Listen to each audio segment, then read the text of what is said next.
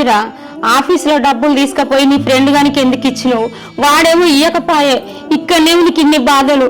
నీ ముఖం పాడుగాను మన ఇంట్లో పేరు వెళ్ళామని తలపండు కొట్ట నా కొడుకుని ఎన్ని బాధలు పెడతాడో వాడు. అమ్మా వేరు బాబే, ఆ సీన్ వస్తాను అంటున్నాడు, బండి సౌండ్ వస్తుంది, నేను లోపలికి దాక్కుంటా. సంధ్య నా మీద కోపంతో ఆ సినిమా చెప్పావు, ప్లీజ్ చెప్పకే. అయ్యో దేవుడా, నా కొడుకుకి ఎన్ని కష్టాలు వచ్చాయి, ఎట్లనో ఏమో.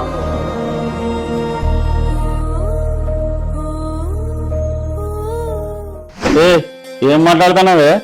నువ్వు నా ముందు మాట్లాడదాను. ఈ రాజుగాడు ఇజ్జతికి ప్రాణం ఇస్తాడు. నడు పోయి చాయ్ పో. ఎట్లుండే మనిషి ఎట్లయిపోయింది అత్తమ్మ. మనకి 1,00,000 రూపాయలు ఇచ్చుడేందో గాని ఇజ్జతికి మొహం దాచుకుంటాడు. రాజు రాజు లేడు బిడ్డ, ఇంకా రాలేదు. రాజు ఇంట్లో ఉండడమ్మా, ఎందుకు అవతలు ఆడితే అతికినట్టు ఉండాలి. బయట నేను చెప్పులు చూసే వస్తున్నా, మళ్ళా లేడని చెప్తాను. చెప్పమ్మా, వచ్చిందా లేదా రాజు? నేను ఒకటి చెప్తున్నా, మర్యాదగా మీరు రాజును పిలుస్తానేమో మంచిగా ఉంటుంది, లేకపోతే నేను పోలీసులను పిలవాల్సి ఉంటుంది. మీ ఇష్టం, నేను ఫస్టే చెప్తున్నా.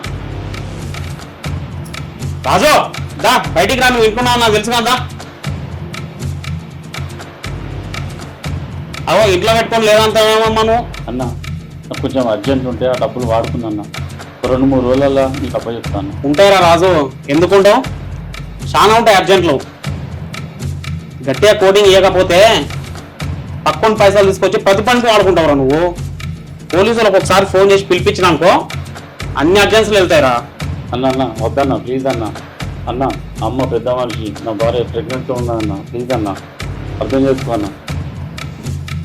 అన్న జర పెద్ద మనిషి చేసుకోవే, ఒక 2 రోజులు టైం ఇయ్యి.